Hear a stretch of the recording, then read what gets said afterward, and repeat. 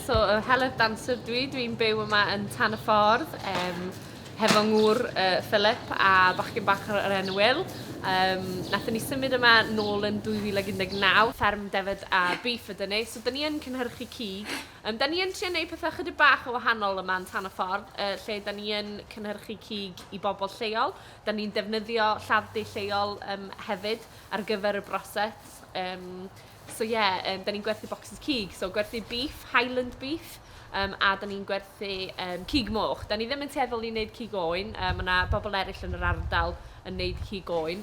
Da ni wedi sticio i wneud cig eidion a y porc. So hwnna ydy'r rhan mawr o'n busnes ni'n mynd ymlaen beth bynnag. Dio ddim wedi sefydlu'n gyfan gwbl eto, a mae'n work in progress fel tas nhw ddeud, ond yna ydy'r gobeithio yn y fanna.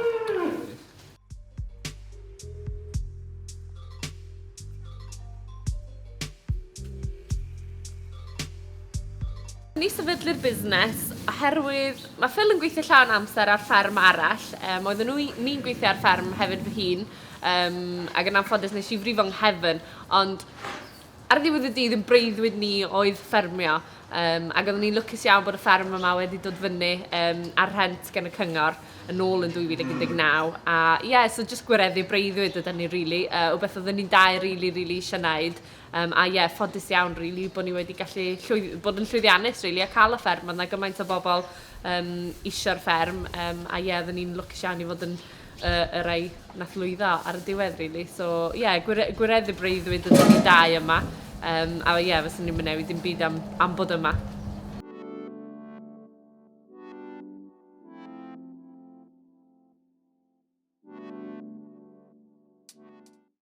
Mae'n unigryw, ar ddiwedd y dydd, da ni yn rhan o'r biosffer, a mae hwnna'n unigryw yn ei hun, ar ddiwedd y dydd, da ni'n rhan o'r biosffer yna.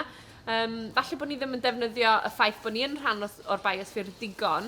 Ar ddiwedd y dydd, mae'n ffordd o fyw i ni, a mae'n broses cynaliadwy, really. Da ni'n bwydo'r byd, yna ffordd da ni'n meddwl amdano hi. Dwi'n meddwl bod ni ddim yn gwneud digon o fod yn rhan o'r biosffer, a dwi'n meddwl sy'n ni'n gallu defnyddio fo fwy. Ond mae'n concept newydd, really, i fi a gŵr, really. Dwi'n meddwl allwn ni definitely wneud yn fwy o fod yn rhan o'r biosffer. Ar ddiwedd dydd, mae'n unigryw, mae'r gymuned sydd gennym ni yma yn wych. Da ni'n rhan o'r gymuned. Mae'r tirwedd i gyd o'n amgylch neu yn unigryw. Mae bob man efo unigrwydd, ond mae bod yn rhan o'r biosffer. Mae'r biosffer, mae gen fo'r enw, a da ni'n rhan o hwnna ar ddiwedd y dydd. Allwn ni definitely wneud fwy o fod yn rhan o'n fo, dwi'n meddwl.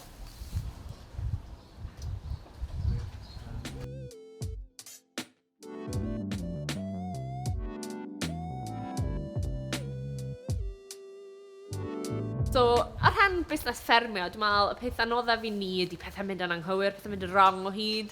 Ond dwi'n meddwl bod chi'n teimlo fel yna beth bynnag, really, pan ydych chi'n dechrau allan. Sganio gwael yn y defed falla, neu rhyw fath o afiechyd da chi ddim wedi dod o draws o blaen neu rhywbeth. Hwnna'n anodda, ond hefyd dwi'n meddwl bod canfyddiad yr cyhoedd yn gallu bod yn un anodd i ddelio fo weithiau. Just y ffordd mae y ffermio ei hun falle'n cael ei botrio yn y cyfryngau dyddiau yma. Mae hwnna'n gallu bod yn anodd. So dwi'n meddwl bod o'n bwysig bod ni'n agor fyny fel ffermyr a bod y cyhoedd yn bod yn rhan o be da ni'n neud ac bod ni'n dangos iddyn nhw be da ni'n neud. Achos heb ffermwyr yn dangos iddyn nhw be maen nhw'n neud, maen nhw yn mynd i feddwl bob math o bethau gwahanol. Ar diwedd y dydd, da ni'n rhan o'r biosffer yma, mae o'n unigryw. Mae gyd i wneud efo cymuned a bod yn gynaliadwy. A mae hwnna i gyd, really, da ni'n neud hynna, da ni'n trio neud hynna, a da ni'n neud yn gorau i neud hynna wrth ffermio. So dwi'n meddwl bod o'n bwysig bod ni yn dangos i'r cyhoedd. Dwi'n meddwl mae lot o ffermwyr yn cadw draw o ddangos i'r cyhoedd beth maen nhw'n neud. Falle bod just ddim eisiau bod yn rhan o'r gymuned, falle.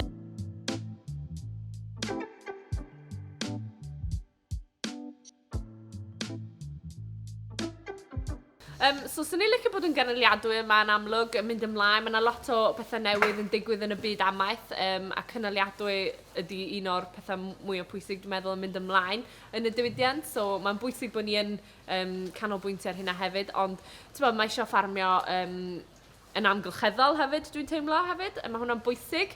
Mae yna lot o bethau gwahanol yn mynd ymlaen, a'r freuddwyd ydy rili fod yn fwy ganlyniadwy ac yn fwy ymwybodol, really, efo'r amgylchedd sydd o'n amgylch ni, ac i wneud siŵr, really, bod ni'n ffermio ochr yn ochr hefo hynna i gyd, really, a ddim yn, yn mynd ar un ôl, really. Mynd ymlaen sy'n bwysig, a wedyn yn amlwg gyda'r ochr busnes cig, fyswn ni'n licio hwnna, really, i ddatblygu hefyd, fel ddedys i gyna. Swn ni'n licio neud chydig bach mwy ar hynna, dwi'n meddwl, a gobeithio fyddai'n gallu darparu bach mwy o gig lleol, really, low food miles a falle fel yna i'r ardal. Dipyn o freuddwydion yn mynd ymlaen a dipyn i feddwl am, ond dwi'n meddwl bod ni'n hapus y ffordd da ni'n mynd ar hyn o bryd, da ni just dal at it.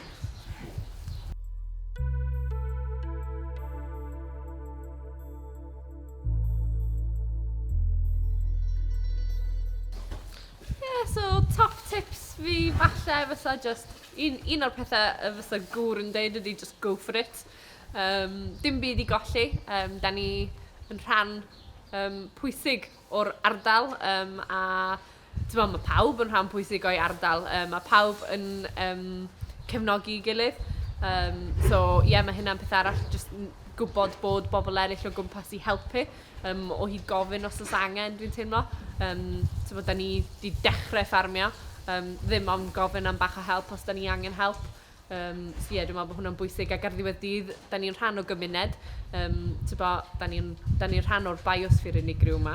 Dwi'n meddwl, just go for it, really. Peidio bod o'n gormod, ond just gwybod bod yna bobl allan na i helpu hefyd, mwy na dim byd.